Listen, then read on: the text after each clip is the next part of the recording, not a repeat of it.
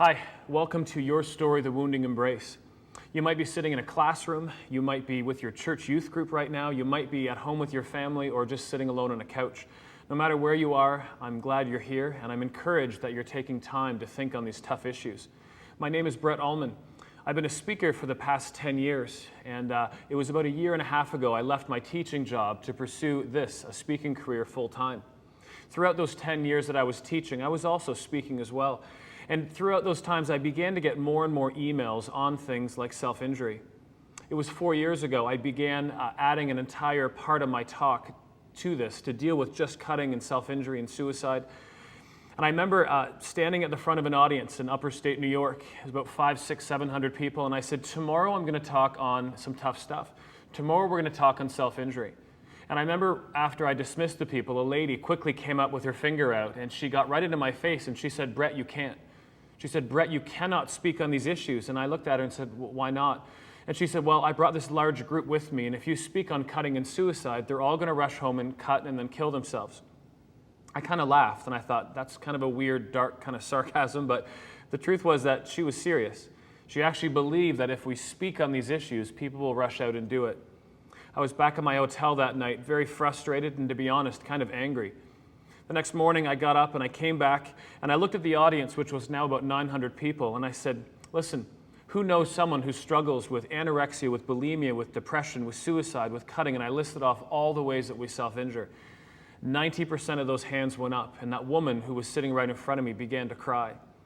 You know, why am I here? I'm here to begin a discussion on things that I think sometimes we just forget to talk about. I left that music festival, and I came home and I thought, I need to figure out what to do with this. I don't come from a background of self-injury. My family, I don't have that in my family background either. And I thought, well, what should I do? So I went on Amazon and I bought every single book they had on self-injury, and I began to read. And I had always thought I didn't deal with self-injury in my life. And as I began to read, I began to remember. I remembered back to my first year teaching, where a young girl who I just kicked out of class came back, knocked on the door, and as we opened it, it was her, and she'd taken a beer bottle and carved up a lot of her body. I remembered back to when I was a personal trainer in university, the young 16, 17-year-old girl I was training who died of anorexia. She was about 67 pounds when she died. I thought back to high school when one of my friend's girlfriends overdosed on drugs, and I realized that self-injury has been with me throughout my life as well. You know, one thing I want to ask for everyone watching this is that you trust me. I know you don't know me, but I want to ask that you trust me. I'm not here to sell you something. I don't have some agenda today. I just want to begin a conversation about the issues that I find a lot of people are hurting with these days. C. Blount, the online poet, says this. She says, how will you know I'm hurting if you cannot see my pain? To wear it on my body tells what words cannot explain. MSNBC.com had this quote. It said, it's a problem rarely discussed, even though millions struggle with it.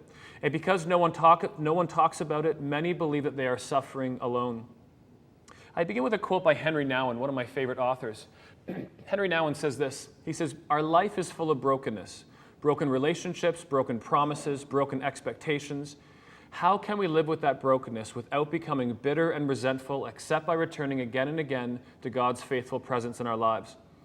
I am a follower of the way. I am a Christian. I do believe God can heal us, but I want to part ways with this discussion with faith just for a little while. Here's my concern. I have literally hundreds upon hundreds of emails. I've had tons of conversations with young people who say this. I went home, I talked to my pastor, my youth pastor, I talked to my leader, my mom, my teacher, and I said this, I'm struggling with cutting. And the response is this, pray to Jesus and you'll be fine. I just really believe that that's Christianese. That's a kind of cop-out that we use to say, I'm not going to deal with you. God can deal with you. Can God heal us? Yes, I do believe that. But I want to leave that conversation and look at some of the things that we need to do as humans. Cutting, we know this term. It's one we use as slang. It includes a lot of other ways we self-injure. But if you're a student here today, you know it. For those of you in the audience who do struggle with self-injury, and every time I speak, there's people, so no matter where you are, there are people around you who deal with this. For those of you who are concerned, I'm showing no videos, no pictures. There's nothing that I'm going to show which hopefully will trigger what you struggle with. But I do want to have this conversation. Sufferers have traditionally been met with disgust by doctors who find their self-injuring offensive. Therapists are often unwelcoming too, mistakenly label such people as suicidal or dismissing them as borderline. In reality, cutters are people frozen in trauma. One of the gurus in the world on self-injury is a guy named Stephen Levenkron. In his book called Cutting, he says this: clearly, people who harm or inadvertently kill themselves create in us a very uncomfortable mix of fear, guilt, anger, and frustration. Wherever you are tonight, if you raised your hand, if I asked that same question I asked to that group and said, who in your environment struggles with any form of self-injury? If your hand would be raised for that, that's how you would be feeling. You would feel frustrated and anger, and that's what I hear so often from people who say, I just don't know what to do with my friends. Just the facts. Self-harm is not a failed suicide attempt. We hear this so often, but it's just not true. In the book called A Bright Red Scream, which is an interesting book on people who struggle with self-injury, they say cutting is really a remarkable, ingenious solution to the problem of not existing. It proves concrete, irrefutable proof that one is alive. I like to give a lot of quotes from people who are dealing with self-injury. Melissa says, self-injury is not a suicide attempt. It is a way of making emotional pain into something physical that you can see and control. Angela says this, she says, self-injury, also called SI, keeps me alive. Simple as that. You might be sitting there saying, I still don't get it. What even is this thing of self-injury? Self-injury, SI, self-harm, please don't call it self-mutilation. That's an entirely different thing where people mutilate their bodies for the sake of doing that. In front of you is the definition from the encyclopedia, but truthfully it's this. It's hurting yourself in any way, shape, and form with anything you can ever imagine. In the media, we've begun to see TV shows have this discussion. Shows like Seventh Heaven and Degrassi have had lots of different shows on this, and the truth is, when you're finished this DVD, if you ask, a lot of people in your group have seen other shows as well. There's a lot of movies that have begun this discussion on self-injury. In your classroom or youth group right now, just quickly raise your hands if you've seen a movie in the last year that has anything to deal with self-injury in it. I find in every audience that almost everyone could put up their hand and say, I've seen self-injury in the movie. When I'm dealing with elementary school students, it's interesting because when I ask them and say, tell me a movie that you've seen with self-injury, a lot of students always answer this, well, Harry Potter. And at first I looked at them and said, what? What do you mean Harry Potter? And they always said, oh, Dobby the house elf, when he hurts himself, when he does things wrong. And it's interesting how I've had a student as young as grade 4 approach me and say, oh, I know self-injury. I saw it in Harry Potter. In music, there's bands like the Goo Goo Dolls from many years ago who sang this, and you can't fight the tears that ain't coming or the moment of truth in your lives. When everything feels like the movies, yeah, you bleed just to know you're alive. One of the theme songs for self-injury has been Papa Roach. It's 5 or more years old. I still get emailed more about this song than any other music. They sing this, would it be wrong, would it be right if I took my life tonight? Chances are that I might because mutilation is out of sight and I'm contemplating suicide. In the TV, lots of different shows have come up, more the talk show vein I'm talking about. Guys like Dr. Phil, people like Oprah, and even TV shows like W5 have had this discussion in the last year. Just the facts. People self-harm in different ways. We sometimes talk about cutting like that's the only way it happens, and it's not true. There are lots of ways we self-injure. If I was to take the few big ones that we deal with in society, it would be these. Cutting, of course, is taking anything and hurting yourself, cutting your skin. Burning, scratching, picking, breaking bones, headbanging, pulling hair. Out of those, breaking bones and headbanging, I find to be more of a male thing. Not saying that ladies don't struggle with it, but it's more of a male thing. Just the facts, and please listen to this one. It doesn't mean you're crazy. I talk to a lot of people afterwards, and I show this picture every night, and people always say to me, this is me. I live in this dark room of my mind, and I know that there's hope out there somewhere. I just have no idea how to get there. If you're still sitting in the audience saying, I don't get it, how could someone ever take something and hurt themselves? I heard this analogy, and it helped me to understand this as well. Picture wherever you are that it's the middle of winter, and I'm there with my family, my wife Dawn, and my 2 kids, Zoe and Ben. And you watch my son Ben walk outside, and he's on a river, and you watch the ice crack and my son fall through. I hope whoever you are, you'd be in there to get the kid. It's a baby, it's a kid. If you're rushing to get that child, the goal isn't the cold water, the goal is the baby. When someone cuts themselves, the goal is not cutting. The goal is the endorphin release, the pain release, the tension release that comes after they do that. The goal isn't cutting, it's the pain release. The goal isn't the cold water, it's the baby. Thinking along those same lines, Stephen Levenkron builds on that, saying this: if a person proceeds despite this pain, that means that he or she is motivated by something stronger than the pain, something that makes him or her capable of ignoring or enduring it. You and I both know that it takes pretty intense feelings, pretty strong feelings to ignore pain. So why do we do it? Why do we self-injure? A, it's a coping mechanism. Now, somehow, as you were growing up, if this is the way you've learned to deal with things, it's your coping mechanism. Number two, it's relief from pain or tension that you have in your life. And one that I hear a lot is that I do it to feel because I feel too much. I do it because I feel too little. And the scary one to me is when people say, I do it because I don't feel at all. If you're numb means that your body has just said, I can't take this anymore. These negative feelings and emotions, and it shuts down and says, no more. Problem being is it also shuts down all the positive feelings. You don't feel good or bad anymore. You know, some other reasons that people have told me is this. One is to feel the pain on the outside instead of on the inside. Another one is to become unattractive or not desired, so therefore you won't get hurt. Other people say this, that they want to take control when they feel powerless. Could be expectations of parents, teachers, or other people. But the number one reason people self-injure is to stay alive. I was reading a book recently by a guy named Chap Clark. Chap Clark says, as he quoted a high school student this, he said, my parents divorced when I was 7 years old. I live in 2 houses, switching every 2 days.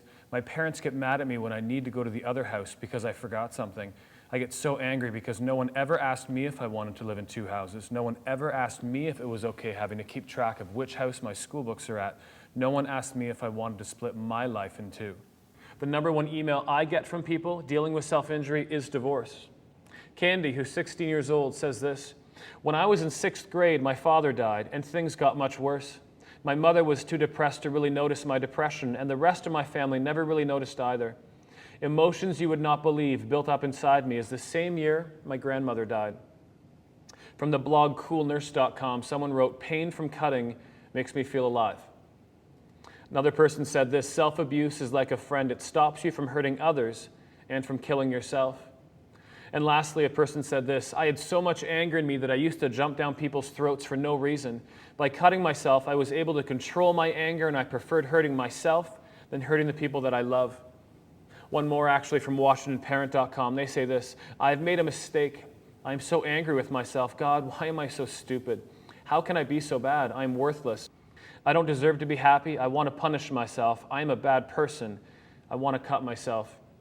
Just the facts. Lots of people self-harm. I took a course through a group called Safe in Canada a few years ago. Back when I took that, the statistics said it was 1 in 200 girls in North America. 2 years later, we're at 1 in 10.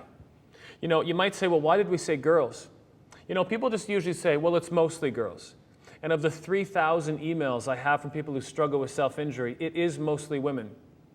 I think, though, and I'm finding the more I speak on this topic, that there are a ton of men who struggle with this. Ladies, you guys who are watching know that you guys talk. Women, you guys can talk. You freely talk back and forth. Men, we don't. We're not willing to sit down a lot of the time and share the deep things we're going through, especially if it's dealing with something like self-injury.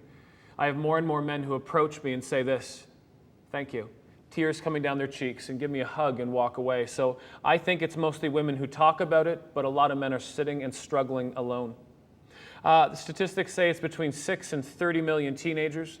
You know, if I can ask you again in your group, just to quickly raise your hands. If you know someone in your life that struggles with cutting, anorexia, bulimia, binge eating, or any of those things, quickly just raise your hand. If you're counting them up, you know what? I find it's 90% of every group that I speak in, whether it's elementary school students, high school students, college, university, and beyond. So we know in our environments, it's happening right where we are. It's estimated to be between 1 and I think it's 6 or 7% of the population. I always just put down 1 because even 1% is a huge amount of people. It's usually higher in females than it is in males. One stat that is an interesting one that I think I'm beginning to challenge is this. We hear a lot that it begins when you're in the 11 to 14 age and continues with this increased severity till you're in your mid to late 20s. I began about 1.5 years, 2 years ago, having people approach me in their 20s and 30s and say this: Thank you for speaking on this, especially the cutting part. And I say, oh, do you have a daughter who struggles? And they say, no, I do. And then it began more and more people in their 30s, their 40s, their 50s, their 60s. A lady who was 71 approached me back last summer and said this, thank you for speaking on this, especially the cutting part again. And I said, oh, do you have a granddaughter who struggles? And she said, once again, tears pouring down her face, no, I do. And she said, even my husband, who I've been married to for 50 years, doesn't know. I think there's a lot of people who are dealing with this, and a lot of people who are just not talking about it. Doesn't matter if you're poor or rich, if you're middle to upper class, doesn't matter what nationality you come from, where you were born, this affects all of us. You will have usually an average to high intelligence if you struggle with self-injury, and whether we agree with it or not, there's usually a low self-esteem issue. Many of you who do struggle with self-injury were also discouraged from expressing emotions as children, usually as high as 90% were. The statistic, if you're in school, we do stats a lot, it's usually out of 100,000. People who struggle with this form of self-injury, the stat says it's 1,400 out of 100,000. Think about that and remember that for when we talk about suicide in a few minutes. For the adults in any audience, the teachers, the leaders, the pastors, the first time in our lifetime, I'm 36, the first time that we heard of someone dealing with self-injury was in 1986 in a BBC interview. This person said this, when no one listens to you or you feel no one's listening to you, all sorts of things start to happen. For instance, you have so much pain inside yourself that you try and hurt yourself on the outside because you want help. But it's the wrong help you're asking for. People see it as crying wolf or attention seeking, and they think because you're in the media all the time, you got enough attention. But I was actually crying out because I wanted to get better in order to go forward and continue my duty and role as wife, as mother, and so on. So yes, I did inflict upon myself. I didn't like myself. I was ashamed because I couldn't cope with the pressure, said Diana, Princess of Wales. She talked about how she would cut herself within the castle when she got frustrated and angry. Today, it's a lot different. There's so many bands, guys like, people like Fiona Apple, Christina Ricci, Johnny Depp, and the list goes on of people who say, I struggle with this. Different ways, different shapes, different forms. More recently, Owen Wilson has attempted suicide, and we can say that there's a lot of people who've come forward and said, we're also dealing with these kinds of struggles. Just the facts. It's not just attention seeking. Please let me say that again. It's not attention seeking. We seem to think it's just people who are looking for attention. LR, a young teenager, said this, one of my favorite quotes, if it was attention I wanted, I'd take my clothes off and I'd walk in the street. Well put. A young girl named Jenny said, my main goal in self-injury is just being to feel something, to feel anything.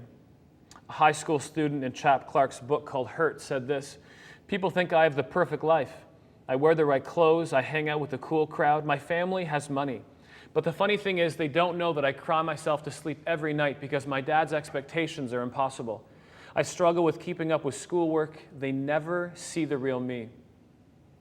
Is that similar to you? I have a lot of people who approach me and say, that's me. No one in my life knows the real me.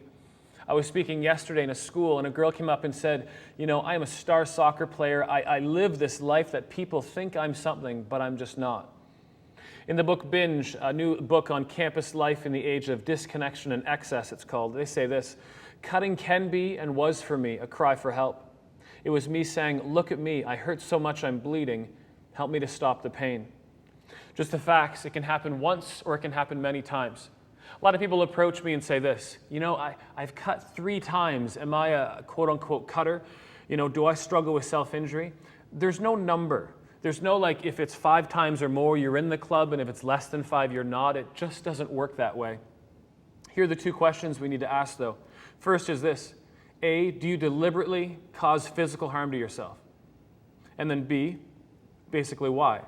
Do you cause this harm to yourself to deal with those overwhelming emotions and thoughts and feelings that you have going on in your life? Self-injury is a cycle. Like so many things we study in school, there's an entire cycle that goes around. It begins with these negative emotions. A negative emotion coming from anything. A fight with your mother, you failed a test, you got fired from the job you work at. It could be anything. These negative emotions create this tension in your life. During this time, your mind, you're saying things like this. No one likes me. I can't stand my life. I'm so stupid. Man, life just sucks. From this tension, and you know tension, if you write exams, you start feeling that tension in your shoulders sometimes when you're studying for days on end.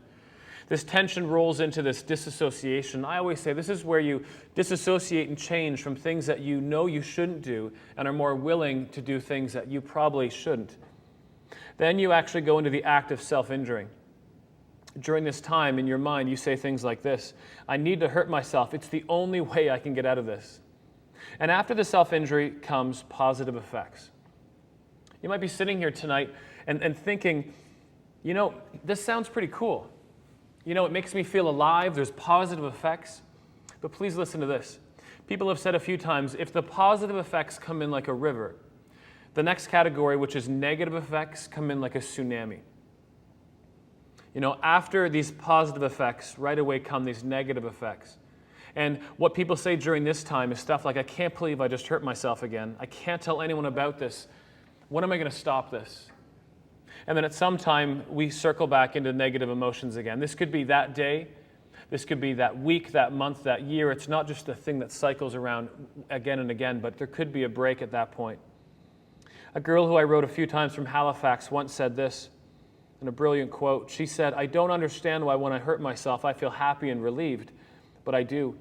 Unfortunately, the feeling doesn't last, and after the feeling of happiness comes guilt, sorrow, and more pain.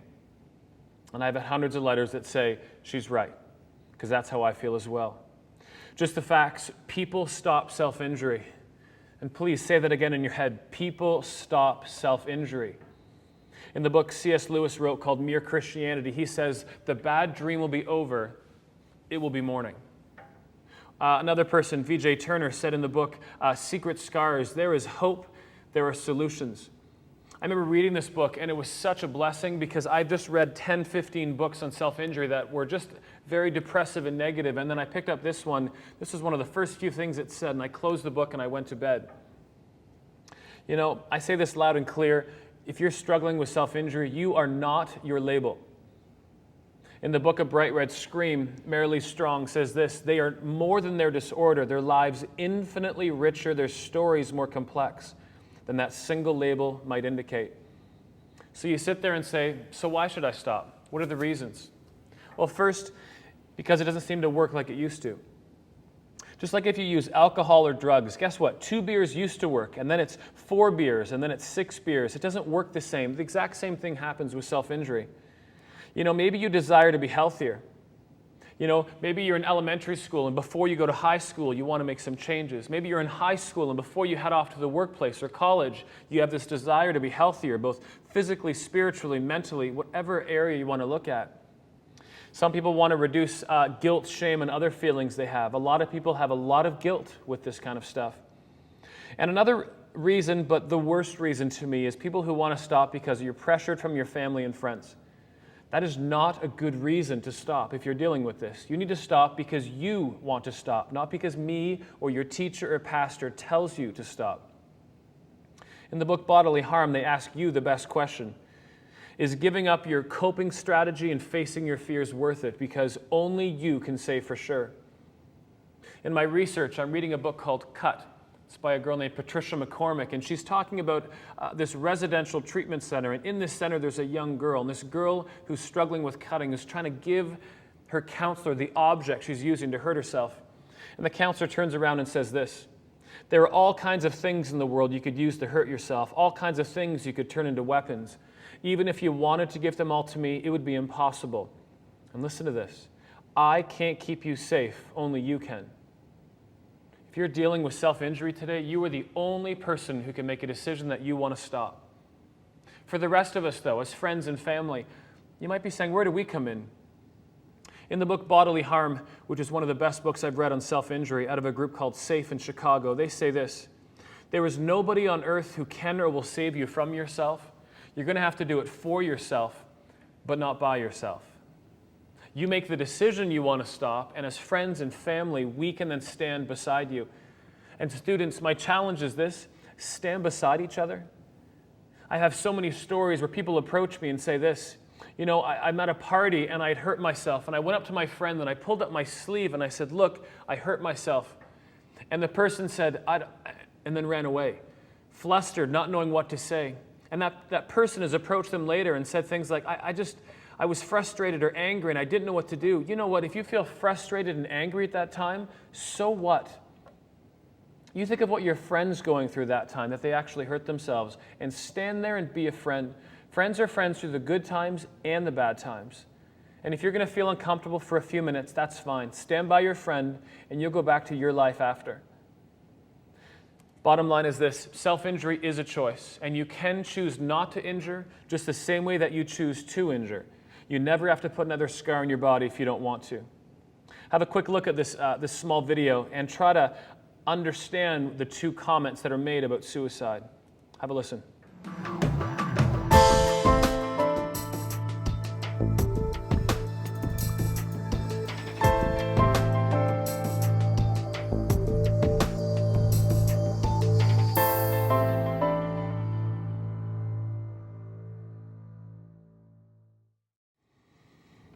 It was a year and a half ago. I had a phone call at 7:15 in the morning. I don't know about you, I hate phone calls in the morning. It means death or illness. So 7:15, I get a phone call. Are you Brett Ullman? I said, yes. Are you the speaker? I said, I guess so. And the person said, we'd love to have you come speak at our school. And I said, great. A little weird at this time in the morning, but I said, great. When would you like to have me? And this woman said, what are you doing today? You know, I don't book events the day I come. And so I said to the woman, what happened? And she said, I'm a principal of a school fairly near where you live. We just had a grade 5 student hang themselves, and we just don't know what to do. What kind of world are we living in when people are checking out in grade 5? I've been invited to schools for grade 5, 6, 7, 8, 9, 10, 11, 12, college, university, and beyond in the last few years just around my own house. You know, suicide, as we already know, is the act of willfully ending your own life. It's another conversation that we don't seem to have, but we have a lot of people who are dealing with it. You know, we know that a lot of teenagers take their own life due to depression and chronic depression in their lives. These ideas that you have these overwhelming feelings of hopelessness, and you come to think that you're just unlovable, unworthy, and not good enough. And the truth is, that's just not true. I want to look at myths, and I want to look at the realities. A myth is that only crazy people think about suicide. And just like with the first section on cutting, the reality is that it's the same as the first. All people, all ages, from all over, think on these kinds of things as well. A myth is like what that woman said to me at that music festival, that talking about it will make people end their own life. You know, that you might suddenly have this great idea that, well, if you talk about it, well, maybe that's a good option for me. And the truth is that talking about it can bring relief to someone who's struggling. You know, having a willingness to show that you care, you know, encouraging someone to speak about their suicidal feelings can reduce the risk of an attempt on their own life. I talk to counselor after doctor, and I hear this same point again and again. The more you talk about it, the less likely you'll ever do it. And I always say, because I think it's because we realize that life sucks for a lot of us sometimes. We all go through rough times. We all have things going on, but we think we're the only people. And when we finally sit down and talk to other people, we realize that we're not alone. A myth is that suicide is sudden and unpredictable. It just happens, you know? That's the way it is. The reality is that suicide is more often a process. It's not just an event, it's a process that happens. We hear 8 out of 10 people who've taken their own life. Afterwards, we look back and say, man, we should have caught those things, because there's a lot of signs that they showed. A myth is that suicidal people are only seeking attention or trying to manipulate other people around them. So what? What drives me to keep doing what I do is the regret that I hear from a lot of people. People who say, one girl said to me this, she said, one of my friends was on MSN with me, said to me, I'm going to take my own life, and I joked around for a few minutes with them and went to bed, never thinking they'd actually do it. And that next day, they actually did. And she said, it's been 2 years, and I still to this day don't sleep well at night, and all I can think of is, what if I did? Why didn't I talk to them? And the regret is eating this girl, and the guilt is killing her. I talk to young students who wish they had talked to mothers who've committed suicide. I talk to parents who wish they'd talked to their students. I talk to boyfriends and girlfriends who wish they'd talked to their significant other before they've taken their own life. So whether it is a cry for help or whether it's something that's manipulation, you can't tell that, So we must dive into it, and we must have those conversations back and forth with each other. A myth is that suicidal people are determined to die. The idea that you can't do anything, and that's just the way it is. In reality, suicidal people are in pain, and they don't necessarily want to die. They just want their pain to end. You know, if your ability to cope is stretched to the absolute limit, or if problems occur one after another, which is what you and I probably find happen in our lives, it might seem that death is the only way to stop this pain. People may see a way of stopping pain. They just don't sometimes understand that life is also stopped with that. Statistically, in Canada, it's the second leading cause of death for young people aged 10 to 24, which is most of you watching this DVD. In the US, it's the third leading cause of death. In Canada, the average is 4,000 people a year who actually take their own life, or 11 per day. And in the US, it's 36,500 people a year who die from suicide, and over 100 a day. Remembering with both of these statistics that 100 times as many people attempt but don't succeed. The rate is 13 per 100,000, both in Canada and the US. And think back a second ago to the statistic with cutting. 1,400 per 100,000, to put that in perspective of how prevalent cutting and self-injury is today. 1 million people have attempted to kill themselves every year worldwide, and 1 every 54 seconds, I read, actually succeeds. We've been here, what, half an hour, 45 minutes? 35 or 40 people have taken their own life since you sat down on a chair or a couch to watch this. And whether you're coming from a faith perspective or not, that's absolutely unacceptable. And we must start getting in each other's faces and talking about these things over and over again. The online magazine WashingtonParrot.com says this: many of us kick ourselves after making a mistake or when we feel angry and upset about something. Eventually, time heals these emotions and we go on with our lives. We learn ways to cope with struggles and overcome the negative feelings. For some of us, though, that's not true. We have things happen and we look for ways to relieve that pressure and those feelings. Remember, self-injury is something a lot of us deal with. Lots of us, if not all of us, I say self-harm. Self-injury is not just the things we've just spoken about, but a lot more. Drinking is self-injury. You know, trying to deal with your problems by doing drugs is also self-injury. Eating too much can be self-injury. You know, going to a burger place and having a double or triple hamburger is just self-injury. We do not need that kind of fat in our diets. Not exercising is self-injury, and so is exercising too much. Many years ago in university, I broke up with a pretty serious relationship, and I began working out 5, 6 or more days a week. No one in my family and none of my friends really seemed to notice, and if anyone did, they just said, he's just getting healthy. And I was killing myself. My tendons, my muscles, my bones, my ligaments, my immune system, I was literally falling apart. But that was just what I was doing to cope with what was going on in my life. Gambling can be self-injury if you're using it to escape things that are going on in life. I'm not in any of these things we're talking about today talking about addiction, because yes, people are addicted to gambling. Yes, people are addicted to drugs and alcohol. I'm talking more about a different idea where we're using it to get beyond what we're going through. Promiscuous sex is self-injury. You might look at me and say, what? How on earth is that self-injury? Erwin McManus, one of my favorite pastors from a church called Mosaic in Los Angeles, says this: fake intimacy is better than wide open loneliness.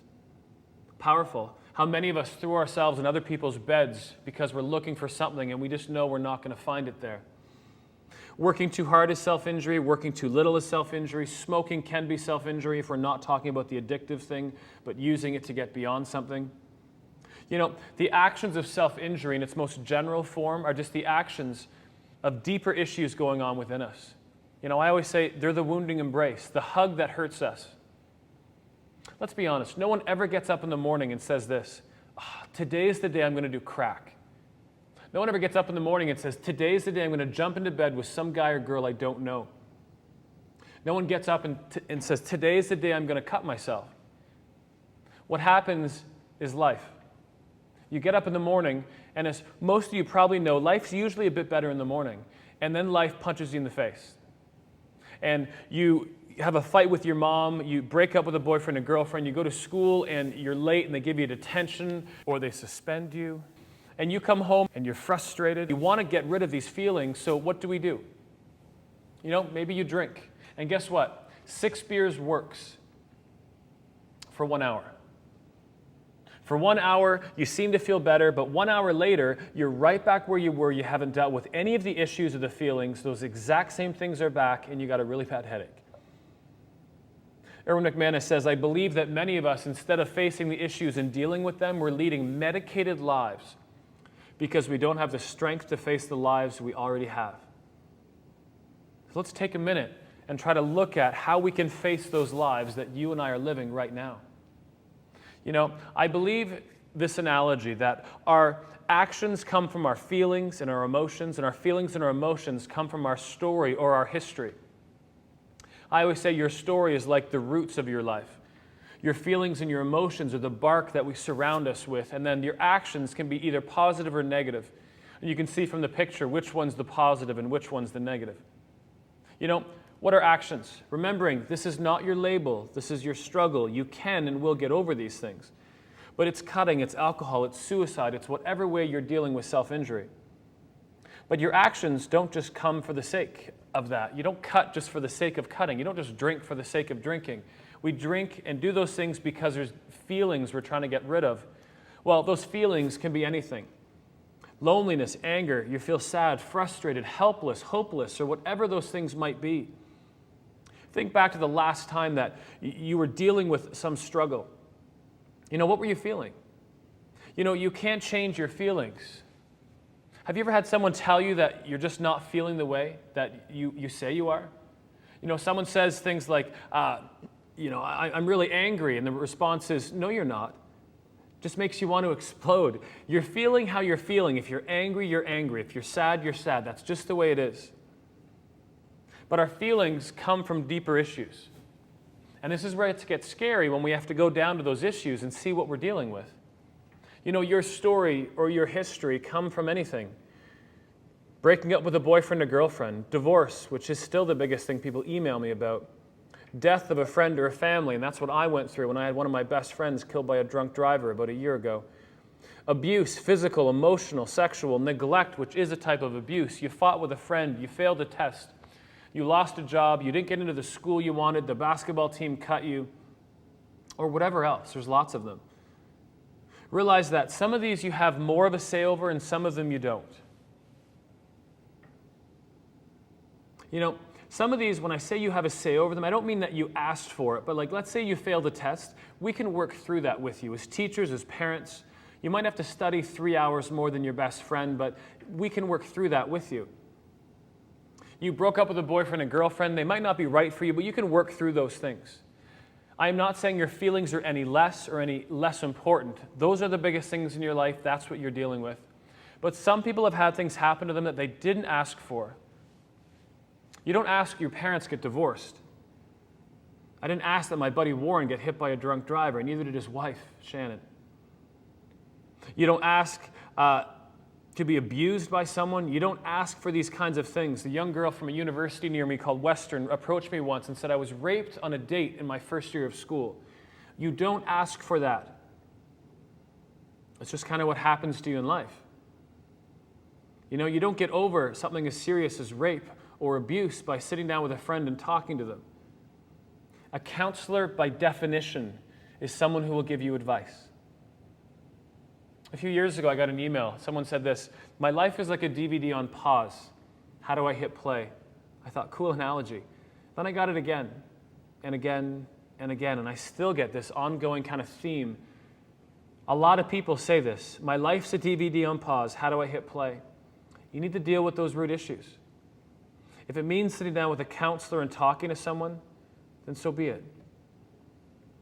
And it might mean going through some hard things, but if that's going to help hit play in your DVD, then I challenge you to go and do it. You know, your story, your feelings and actions, there's two things that we can deal with here. A, we can deal with our story and our history, and B, with our feelings and our emotions. You know, we just talked about how we deal with our story. If we made this practical and said that your story was thinking about your parents' divorce, and your feelings and your emotions are these strong feelings of sadness you have. And when you think of that, your action is that you cut. Well, how do you put this into real life? What can you do? Well, First off, you're still going to think about your parents' divorce. You can't change that. You can deal with it, as I said. If it's with a counselor or someone, then you're dealing with that root core issue in your life. You can't really change these strong feelings of sadness. But what you can change is what you do with those feelings. You know, I find a lot of us in life, we don't know what to do with our feelings. You know, when I'm angry and upset and frustrated, I know what works for me. You know, in whatever environment you're in, just raise your hands if you are someone who when you're feeling angry and frustrated, you work out, you play basketball, you go skateboarding, you do something like that and you feel better. Anybody? I find it's about half of every audience. The other half look around and say, are you crazy? You know, if I do an hour on a treadmill and I'm angry, I'm going to kill somebody when I get off of it, then don't do it. But you got to know what works for you. A young teenage boy came up to me once, most tattooed and pierced guy I've ever seen, and he said, Brett, you want to know what I do? I remember saying, dude, yes. And he said, I cook. And I remember laughing. And he looked at me and said, I cook. I'm a chef at heart, I know it. I'm going to go to chef school after I graduate. And I said, tell me your story. And we sat down, and I remember tears coming down my cheeks as this young guy explained what's gone on in his life, his history, his story. I remember thinking if anyone ever had the right to hurt himself, it was this guy. And he said to me, he said, Brett, I've hurt myself and my friends and my family so much. And he said, I'm done. I know what works for me. He said, I cook. I have these feelings that well up. I tell my family, get out. And they leave. And he said they kind of leave with a small smile and go off to a coffee shop because he says they know what they're going to come home to.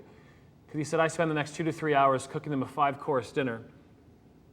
Then they walk back in, and he said, what I love is that they sit down with me and we talk. And they ask me, how are you really doing? Because they've been involved with this and they know the struggles I've had and we work through it together. And he said, I haven't hurt anybody. He knows what works for him. Do you know what works for you? I challenge you in the next upcoming few days to write out 10 things that work for you. I know what works for me.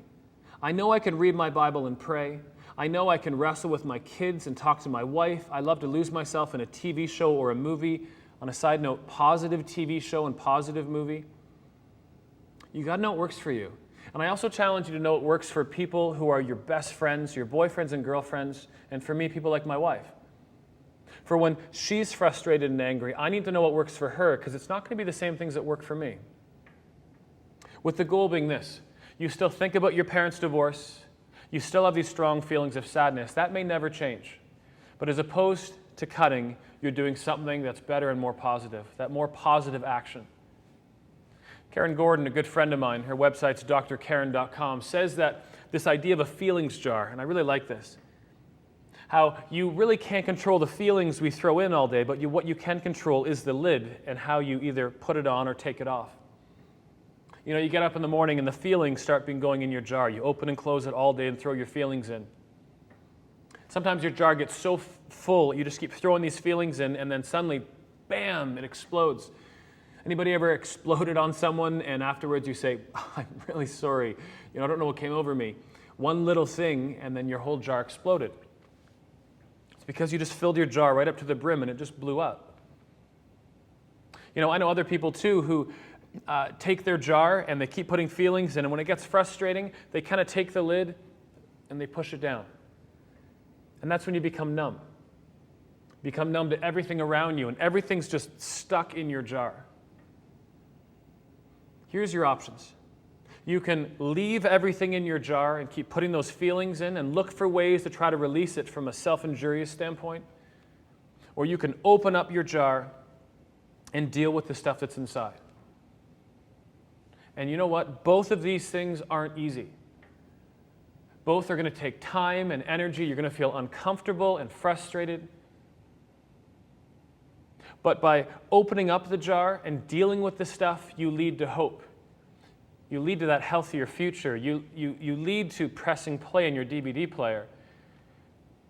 Whereas by just kind of trying to figure out how to deal with that by injuring yourself, you lead to the same despair, grief, and all those things that you've been dealing with up to now.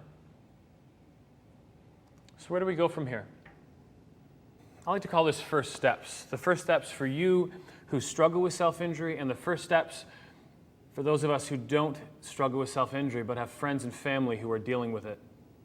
First off, dealing with the term cutting, and you know that's a slang term, it includes a lot of things, but for people who deal with cutting, first and foremost, are you ready to stop?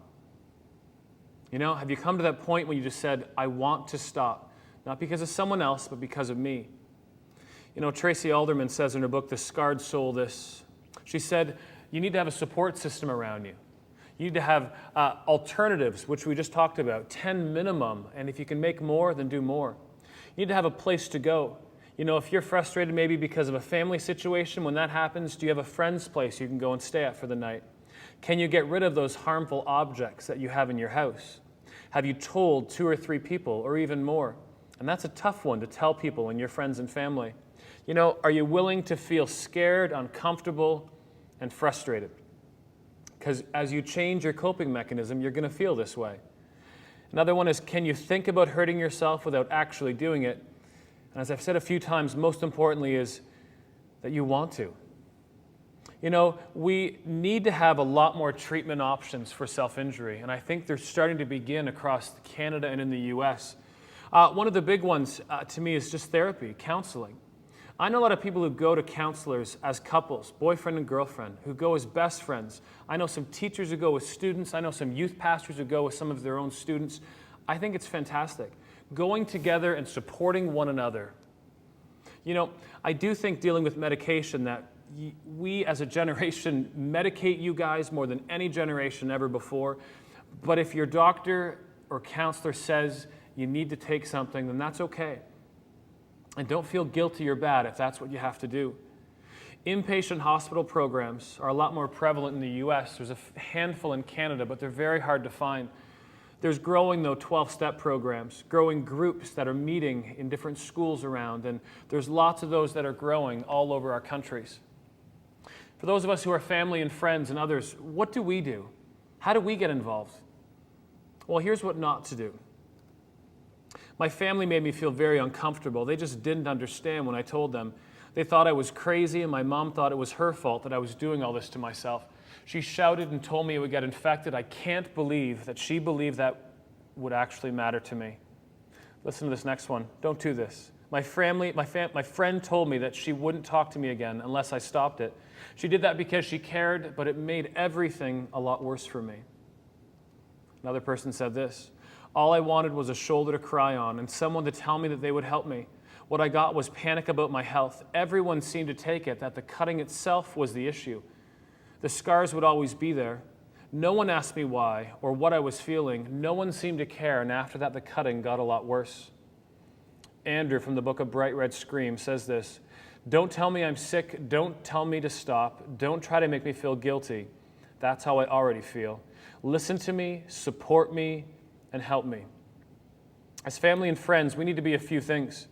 First and foremost, we need to be confident and optimistic. Confident and optimistic. Here's what I mean. Someone approaches you, you are so out of your comfort zone, maybe all you say is this, I don't know a lot about this, but I'm going to be here for you, and we'll get through this together. Something as simple as that can change someone who's going through a tough time so simply and easily. You need to be empathetic. Walk a mile in their shoes. When I looked at that young guy who approached me, the guy who wanted to be a chef, and he talked about his life, I thought, man, I understand why this guy does this. And lastly, be knowledgeable. This may be the first time you've sat in a classroom or a youth group and talked about self-injury. This isn't it. This isn't the talk on self-injury. It's a talk.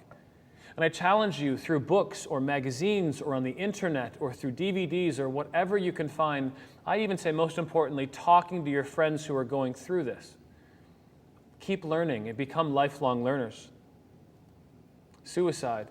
First steps for those of you who are depressed and or suicidal right now as you're watching this. What do you need to do? Well, it's an easy one. You need to talk to someone.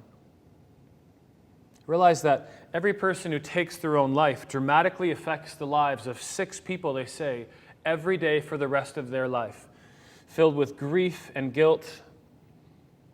Suicide isn't some fighting with your boyfriend and girlfriend and it's better, or like a comic book or a movie. It's real life. And if you need to talk to someone, I challenge you to go and do that. Where can you go for help? Well, first and foremost, I'd say go see a counselor at your local school, wherever you're at. Now, a lot of people approach me and say this, but I hate him. Then don't go to him. It's not like you have one choice in that choice. If you don't like him or her, then don't go to him or her. Feel free to go to them too and say something like this.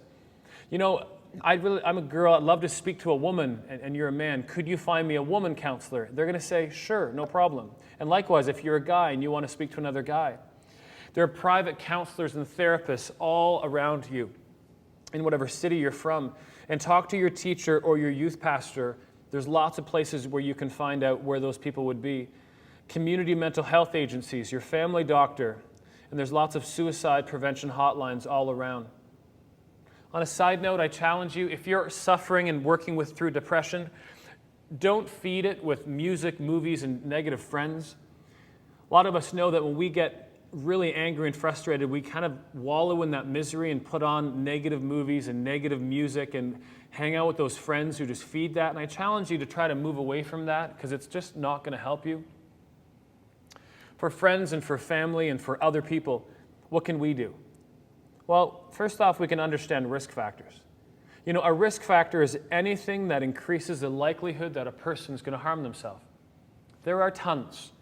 Go to Google and Google risk factors for suicide. You're going to find hundreds of them. They're all over the place.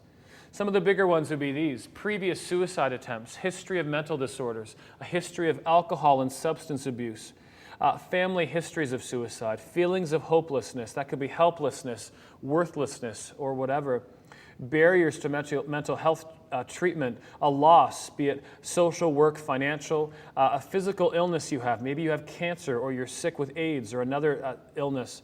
Unwillingness to seek help, local epidemics of suicide. I was invited into a school in the U.S. that had over a dozen suicides in about 18 months, I think they said. Isolation, feeling cut off from other people, and the list goes on. Things like persistent sadness, fluctuation between silent apathy and excited talkativeness, inability to concentrate, major changes in eating or sleeping patterns. You're withdrawing from friends and family. You're complaining about a headache or a stomachache, severe weight gain or severe weight loss. You have declining grades in school and an unwillingness to work. Truancy, which means you're just not there. And I challenge you, if you're suffering from depression, try to be with people. You know, don't go to school just for the schoolwork, but go for that family of friends around you. You have rapid mood swings. You lose interest in those activities you do on a daily or weekly basis. You're pessimistic about your future. You express ideas of helplessness, worthlessness, and hopelessness. You're preoccupied with death or suicide. You might also complain of being a bad or rotten person on the inside. These last four, I think, are big ones. That complaining about what's going on inside and how you're feeling rotten. One of my students once said to me, "Mr. Ullman, I won't be a problem much longer. Nothing matters. Goodbye." I had a counselor and a police officer at his door when he got off the bus that night. People who put their affairs in order is a huge one. The number of students who have approached me and said this: "My sister gave me her iPod the other week, and she took her life the next day." When people who you fight with or people put their affairs in order, that's not a good thing. And it's something we need to think of. Why are they doing that? One of my students once, in mid-October, brought back all his books, fully cleaned out his desk, and even said goodbye to some people. Not a good thing. People who also become very happy after a long period of depression. Here's the hard part with risk factors. Any of those could mean that you have a greater likelihood that you might take your own life. It could also mean that you're a normal teenager. I mean, honestly, how many of those things are things that we deal with? You feel sad, you feel happy, you're frustrated, you gain weight, you lose weight, you just don't like life, you're depressed for a while. A lot of this is just being a normal teenager, which makes it a really hard challenge because we have to always be in each other's faces on these things because we just don't know. Over and over again. How do you act towards a friend or family member who's struggling with depression and suicide? Well, we just went over it. You know, family and friends need to be a few things. They need to be confident and optimistic. Once again, I'll be here for you. I'll help you in any way I can. Empathetic and understanding what they're going through. and be knowledgeable as well. First steps for anorexia and bulimia. And let's also add binge eating to that, which I'm getting more and more emails, probably on a weekly, if not bi-weekly basis. Stephen Levenkron, in his book, The Anatomy of Anorexia, wrote the book to these group of people. To all those brave souls who have given up their only security they knew for a healthier, frightening, unfamiliar adventure, the quest for a richer life. And I think that's so beautiful. But if you're struggling with anorexia, bulimia, and binge eating, you need to talk to someone. This is a serious, serious thing going on in you and in your body and in your mind, and you need to sit down with someone who can walk through how to help you. So talk to someone is one of those non-negotiables. If you're dealing with that, find someone to speak with. And first steps for alcohol and drugs if you're dealing with these things. You know, it's a simple question. If life really sucks, why? You know, going back to those root issues we looked at a few minutes ago, you know, your actions, the drugs and alcohol are coming from the feelings, and the feelings are coming from something. What is that something? And trying to deal with that. And then seeking help. You know, I've taught grade 7 heroin addicts and grade 7 alcoholics. We have a lot of young people struggling with these things. And there are lots of organizations that can help you deal with your struggles with alcohol and drugs. And where can you find them? Just ask your teacher, ask your pastor. Even just go to the internet and Google it, and you'll find a lot. First steps for all of those other ways we talked about with self-injury, how it's such a large umbrella. Hopefully you noticed in this discussion some patterns. You know, it doesn't really matter what you're struggling with. One of the first things was this: talk to someone. Sit down with someone you trust and be willing to open up and say, I'm dealing with this. And that someone can then maybe turn around and be able to help you as you're going through it. And number 2 is then getting that help that you need. Whether it's through that person you told or through other organizations, get help. Look wherever you can to get that help.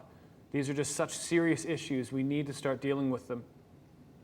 When I was researching this discussion on self-injury, I found a lot of websites that were very depressive. A lot of ideas like, you think you hurt yourself? Look how I hurt myself. You think your life's bad? Look at my life. It was almost like a one-up. You think, you know, you have a bad time. I can tell you something worse about me. We've put up a website called yourstory.info. It's a website dedicated to hope and the pursuit of healing. Very simply, it's based around your stories. And we have dozens of stories that have been posted of people of lots of ages who've said, this is what I'm dealing with. I'm dealing with cutting. I'm dealing with abuse. Here's my history, and here's what's happened to me. And the truth is, a lot of these stories make you want to cry. But what you have to have in your story to be posted is how you began, not how you finished, but how you began your process of healing. A lot are through faith. A lot are through books. Some are through counselors. Each one's a little different. The goal being that if you're dealing with self-injury in any form right now, maybe you can read one of these stories and say, hey, that's me. And maybe you can begin that same process that that person did. You might be sitting there at home or at church or somewhere and saying, you know what? I could write a story for this. I've been through this. I've struggled with depression. I've struggled with alcoholism. You can also go on and go to a place that says, tell your story. And tell your story of what's happened to you and how you began your process to healing. Remember, you don't have to be fully healed. If you're someone who struggles with cutting and you messed up the other week, that's okay.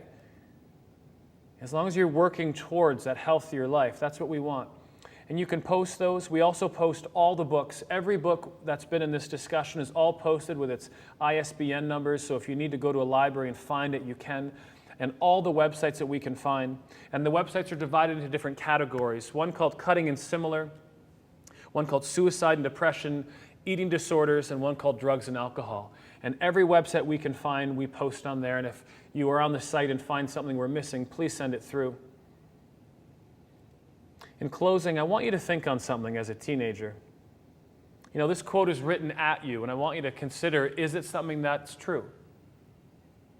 It says, many teenagers are so caught up with what's cool and with rebelling against their parents that it's hard for them to step back and recognize the truly important things in their lives. Is that true? Are we missing out on the important things sometimes? Because I think one of the things we kind of forget about in life is life itself, and family, and friends, and faith and those things that need to be core to us. This discussion isn't over. I hope that this conversation over the last hour and a bit has been something that will impact you in your families, in your schools, in your churches, that it will encourage you to continue these discussions as groups, as individuals, as families.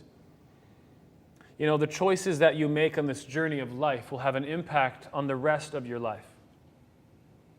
I challenge you to know where you've been. Deal with those histories and stories. I challenge you to know where you want to go. And then I challenge you to figure out and know how to get there. Your story, the wounding embrace, the hug that hurts.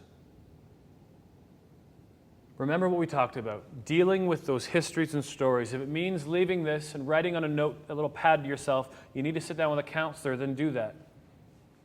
And then maybe you need to sit down after that, after you've dealt with those feelings and write out those 10 different ways that you can deal with your feelings better. Then I challenge you to do that. And then for those of us who are Christians, who are followers of the way, then you got to know that God the Father, God the Son, and God the Holy Spirit is with us through this entire journey. So work on dealing with those things. Dive into your spiritual faith as well. And hopefully those things together will guide you on that path and that road to healing. Thanks for your time.